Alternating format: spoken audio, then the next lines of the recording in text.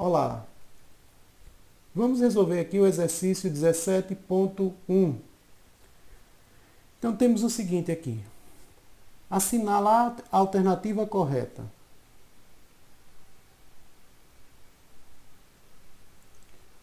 A avaliação ou a valoração dos estoques pelo custeio variável contempla todos os custos de transformação. Está errado isso aqui. Ora, o custo de transformação, ele agrega mão de obra direta mais custo indireto de produção. Está descartado isso aqui. Apenas os custos diretos de produção. Ora, os custos diretos agrega material direto mais mão de obra direta. Ambos são custos variáveis, mas nós sabemos que existem custos indiretos também considerados variáveis. Portanto, não é a letra B, descartada. Apenas os custos variáveis de produção? Sim, esta é a resposta. No custeio por absorção, consideramos como custos de produção somente os custos variáveis.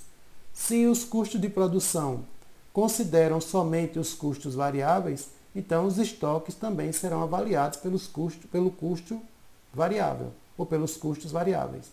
Letra D, todos os custos de despesas variáveis? Não, as despesas variáveis, elas são consideradas no cálculo da margem de contribuição total.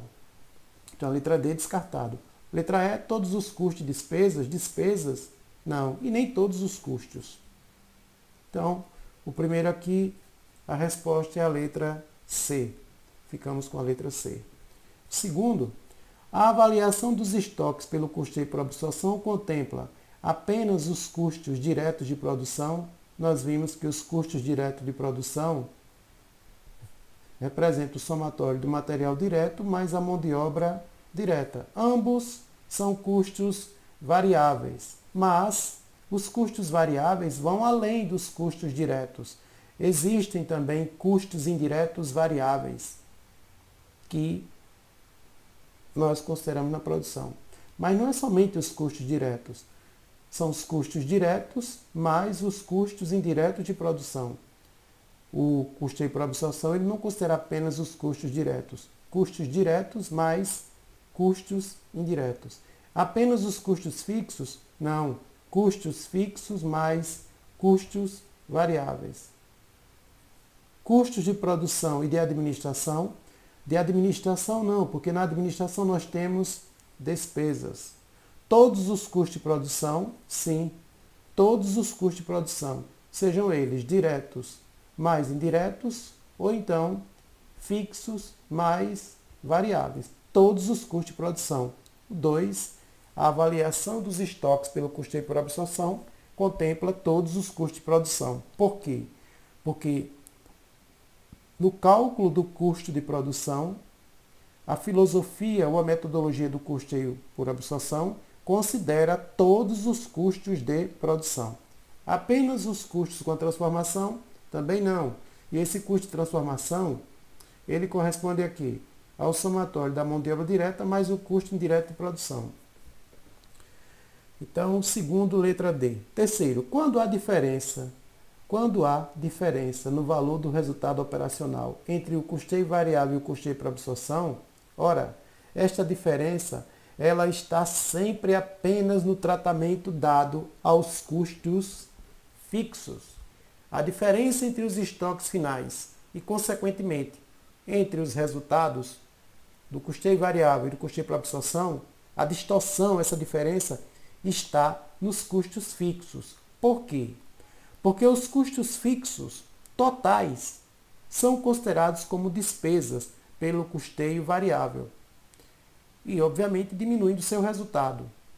Eles não são custo de produção. Porém, pelo custeio por absorção, os custos fixos são custos de produção e nós sabemos que uma parcela deles pode ficar nos estoques, lá incorporado nas unidades que não foram comercializadas e, portanto, estocadas, e a outra parcela no custo das unidades que foram comercializadas, vendidas, lá no CPV. Então, a diferença está nos custos fixos. Vamos ao item 4 aqui. Aqui no item 4, ele coloca uma situação em que não há estoques iniciais. Em determinado período em que não haja estoques iniciais, o método de custeio variável em relação ao de custeio por absorção apresentará resultado maior quando? Olha, gente, vamos colocar aqui três situações. Ele pede que não haja estoques iniciais. Tudo bem. Então vamos fazer o seguinte. A gente considera aqui uma produção de 10 unidades e vendas de 8 unidades. Acontecendo isso, o estoque final de produtos acabados vai ser de quantas unidades aqui? 2 unidades. Neste contexto aqui, quantidade produzida maior que a quantidade vendida, lucro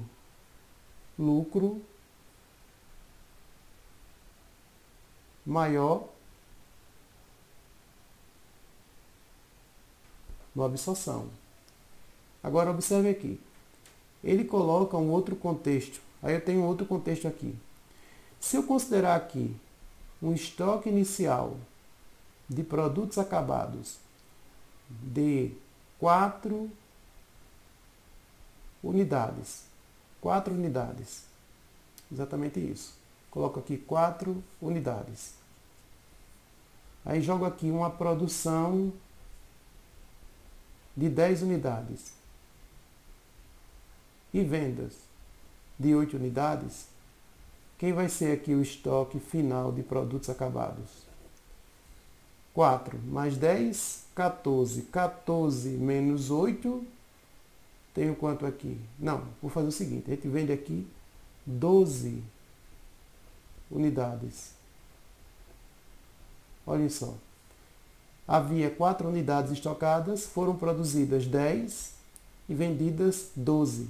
4 mais 10, 14. 14 menos 12, ficam quantas? 2 unidades. Observem aqui que a quantidade vendida é maior que a quantidade produzida. Quantidade vendida maior que a quantidade produzida. Nesta situação aqui, o lucro será o quê? Maior no custeio variável, quando a quantidade vendida é maior que a quantidade produzida. Mas a condição que ele coloca para a gente aqui é que não haja estoques iniciais. Então essa condição aqui está desconsiderada. Ela está descartada. Eu desconsidero isso aqui. Então vejam, em determinado período em que não haja estoques iniciais, o método de custeio variável em relação ao de custeio por absorção apresentará resultado maior. Quando vender tudo que produzir? Não, em hipótese alguma. Olha só aqui, ó. Quando ela tem uma produção de 10 unidades e vende as 10 unidades, teremos aqui lucros iguais. Os lucros serão iguais. Toda a produção foi vendida. O estoque inicial aqui, o estoque inicial aqui é igual a quanto? 0. Então os lucros serão iguais. Não tem essa de que o variável é maior que a absorção ou a absorção menor que o variável. O variável é maior que a absorção ou a absorção maior que o variável. Então está descartada essa letra A. Quando ela produzir menos do que vender, tudo bem. Quando ela produzir menos do que vender, está aqui. O lucro é maior no variável, mas tem que ter um estoque inicial. E ele pede para que não haja estoque inicial. Mas nessa condição que eu coloquei aqui, há um estoque inicial. Então está descartado aqui. E aqui também, porque só inverteu. Vender menos do que produzir. Vender menos do que produzir, gente, descartado também. Porque quando vende menos do que produz, sem o estoque inicial, o lucro é maior na absorção.